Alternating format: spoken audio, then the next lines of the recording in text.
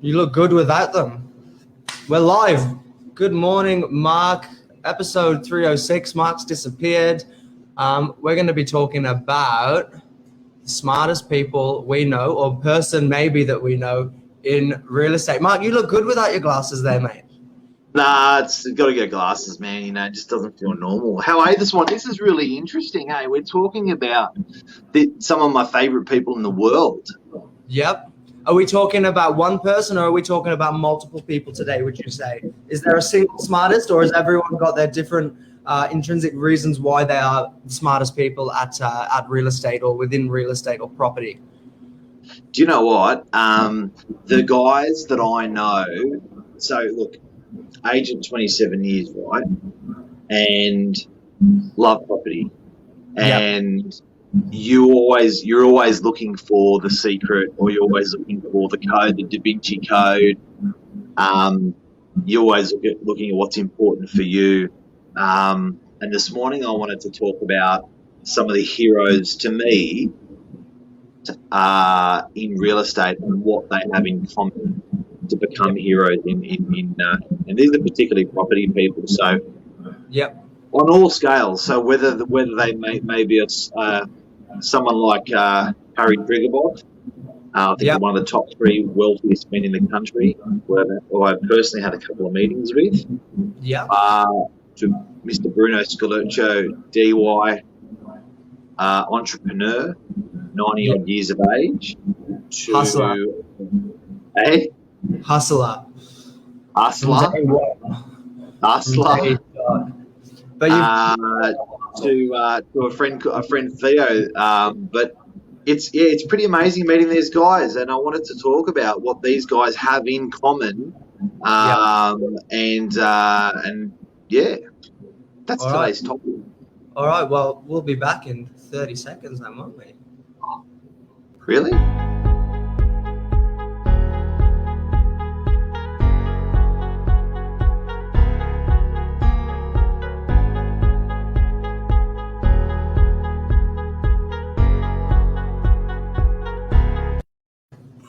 Yeah, I don't know why we did that. What was that about? Oh, mate, it's my first time on StreamYard. First time on StreamYard. Let's get into it. All right, so I'll leave for a moment. Mark, you said then some of the key traits, some of the different things that these people probably have in common that's led them to property success. What would be some of the common denominators between these legends of property that we're talking about today? Look, these are iconic people to me in property. I've spent my life. My dad was a real estate agent for 23 years. I've been a real estate agent for almost 30 years. There's almost 60 years in property, and we're passionate about property. And when you get to meet people like this, you almost wish you could document it. You almost wish you could share it, and because I think we often wonder, how the hell do these guys do what they do in property? And when I say, it doesn't mean that they own property or lots of property that they're my heroes, but it's almost that journey and how they went through that journey to get to that stage. And it's like, how did you do it at 21? How did you do it at 17? How did you do it at 30? And you want a bit of that DNA. So let's talk about it. All right, so key traits, characteristics. Most of these people, as you say, they probably started from quite a young age. I'm sure they didn't necessarily have the desire from day dot to have this absolute enormous, and they might not have a massive portfolio of property behind them, but what's the driver behind that? Why has property made these people so successful in the end? I think I know probably a bit more about the Bruno Scalaccio, but are there any key points that these guys would all be sharing that started off with hustle? Is that where it comes from? Is there more to it? Yeah, look, and I hope people don't mind me talking about them in third party. I know to talk about someone, you almost need their permission or you feel bad and stuff like that. But something that strikes me about these operators, particularly, we do see them at the end of their life. So you look at Harry Triguboff, one of the wealthiest men in the country, off the back of building lots of apartments. Yeah. and you see the guy working, going to work every day. You hear about the legend, and you just think to yourself, why the hell would you continue to work Yeah. when you got that much, Yeah. and you got your family and you got your health? Why the hell are you working the same like a dog? And then you see your Bruno Scalurcios, and you see that. And I mean this respectfully to all these guys, and you think to yourself, man, why are you doing this? Why are you like? When's enough enough? Yeah. When is it that you've got enough property to turn around and say, you know, look, I don't have to turn up. So Bruno, for instance, if anyone doesn't know him, he made his money as a bootmaker, as a cobbler, and he's in DY. I think Bruno now is in 93, and he turns up to work Monday to Saturday, and he turns up 9 to 5. This is a gentleman in his 90s. Yeah. Harry Triguboff, if anyone doesn't know that, he's the founder and of Meriton, and I think they've built in excess of 80,000 apartments now on the eastern seaboard of Australia. And you think to yourself, man. So when you meet these guys, when I meet these guys, I'm always really keen to see what the driver is between these guys. And you know what, James? It was never about the money for these guys. Yeah. That's what I've realised. It's the ethos. And do you think that's something you're born with, or it's instilled within them? Is it just the natural work ethic that comes with their DNA? Or is there a key driver? Is the driver could be, I suppose it could be anything. It's a killer question, man. You know, That's a killer question. It could be the people around you. It could be your desires and your wants and your needs passing all else. Like there's a million things that could really take over this. I don't think for these people it's greed. You know, it's not about wanting more and more and more, but more is the byproduct of what happens from having this ethic. You know what, James? When you're a tennis champion and you're winning world titles, was your motivation money? I don't reckon. No, it doesn't stop. No. Yeah. Do you know what I mean? Like I think that, but that's a really good question. I'd love to know, people that are watching, what your thoughts are. And that is, these are some of the leading people in property in the country that are working in their 90s. Like, were they born with that? Were they, or was that something they instilled in themselves? What do you reckon?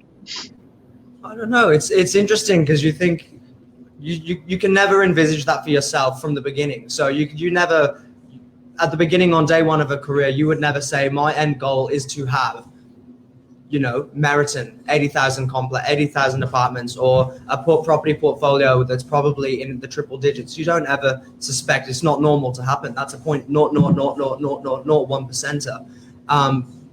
But I think as you go along with it, they're the byproducts that continue to, you know, it increases and it gets bigger and bigger and bigger. And I say it's not greed, but it becomes easier as you get more wealthy, probably.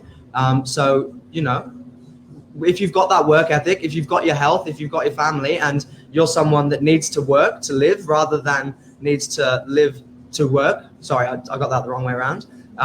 You know, it's not a chore. You do it because you enjoy it. It's a passion. And, you know, these things don't happen. The world's most successful people in their industries don't get there because of one single factor. Generally, it comes down to the passion that drives everything else within. Okay, let's go back to my observation, guys, about dealing with these clients that I deal with and other clients that are of that caliber. And the other things that I've noticed with these guys is they have patterns. Yeah, they have, and they don't stray away from their pattern. So people like even me, people like Bruno in DY, unbelievable person, investor, family man. These guys have pretty good balance. Harry Triguboff, Theo. These guys they're successfully married, but they've wonderful kids. They have their trials and tribulations, but you know what? These guys have a pattern.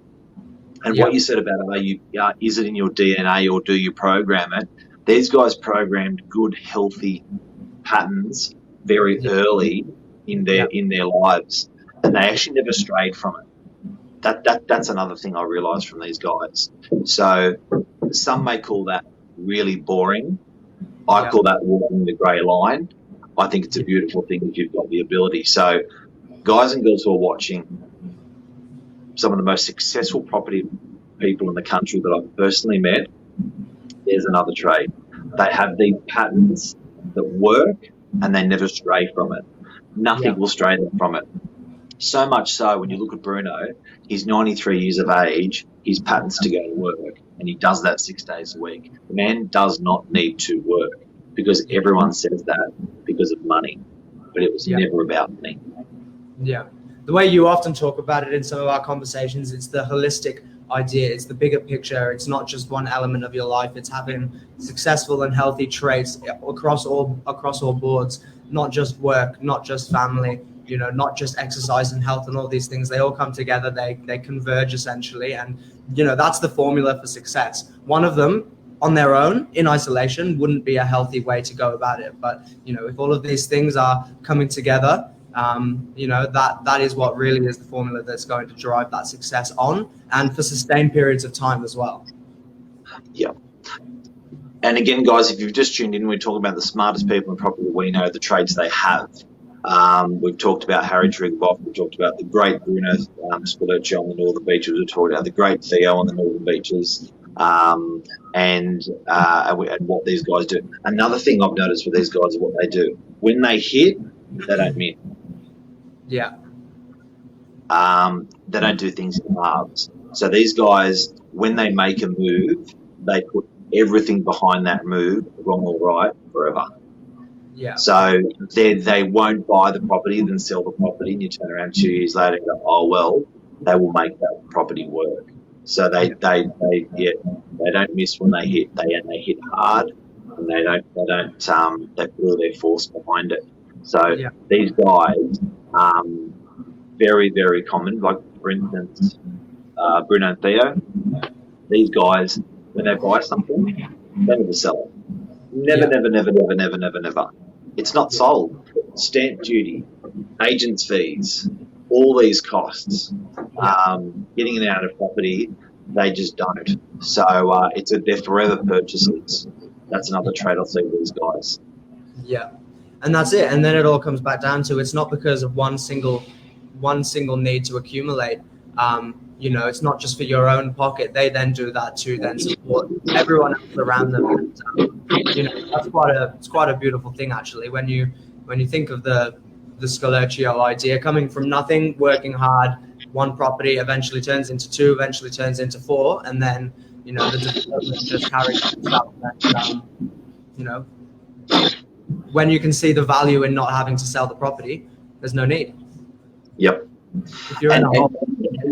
Another thing as well that strikes me with the smartest property people in property that I know is they are lovely people. They are very simple people. They don't complicate it. So and I know I met a gentleman called Rob Gerard, family friend. At the time, I think he was BRW number 50, and first time I met him, I walked away and I thought, you expected like Einstein, do you know what I mean, with these guys? But these people are very grounded. They're good people. Do you know what I mean? So I think guys and girls, if you don't try to make things complex, because whenever we meet, we all meet amazing people, successful in the industry. Something that's always really striking is they're just good, simple people. And they have a good balance of family and health. But they don't change those patterns from the beginning, eh? Yeah. Stick to your core is what most of them have. If you look at their business 25 years ago, 35 years ago, 45 years ago, 65 years ago, it was the same business. Yeah. Would you agree that, there's a conception in real estate that it's quite a superficial industry, but these people don't show the superficial side of things. No matter how big their pocket is, it's not about what you're showing to the people. It's about what remains what's hidden behind people that they don't know about, and that's even more impressive, I think, isn't it? Where it's not being able to brag about how well you've done. It's just keep quietly doing what you're doing, chiseling away, and building it up slowly and steadily, day by day. As you say, stick into the plan from day one, or whatever the routine was. All of these little things. Yeah, and it's almost like they're genuinely doing it for themselves and not doing it for anyone else. Yeah. That's the whole idea. They're not flashy or talking it up, or because it's not about, they're not doing it for you to impress you or anyone around them. They're doing it just holistically because that's their pattern, or that's their sport, or that's their craft. For them, you know what I mean? So they often, after after 5 or 10 years of working with these people, you work out their depth. But, they don't show that depth up front. They don't care. Yeah.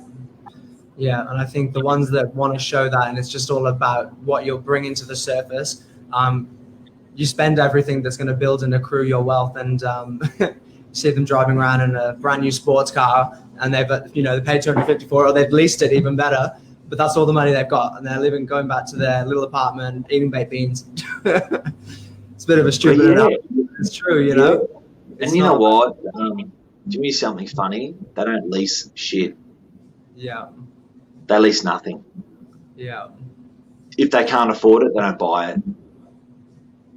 Do you know what I mean? So that's really cool. I think that's a really good discipline that all those guys have, and we all should have. I'm not shy of debt and risk. Like, it's really interesting that there's this appetite. If the bank will give them the money, they will take money for a good investment. So that's interesting. It's good debt over bad debt, and there are bad debts, but having a mortgage of debt isn't a negative thing, is it? At the end of the day, because it could be not at all. No, it's a good healthy debt. But guys, that's the show. And something I'm far out. I'm passionate about that, and I don't share it much with people. That's my learnings. You know what I mean? Like, I look at stuff like that, and I think, you're cool to meet and talk and be friends with amazing people. But to share those learnings is really interesting, and feel a bit bad about it, but yeah, it's something that. But they're the role models of the industry, and 30 years in to still get excited like that, that's quite an unbelievable thing that not many people will have after that amount of time, with the amount of changing of industry and careers that people are having in the modern day. So fire's still burning. Giddy up. All right, thanks, Mark. Mate, enjoy your flat cap day, civilian uniforms. See you guys. Bye.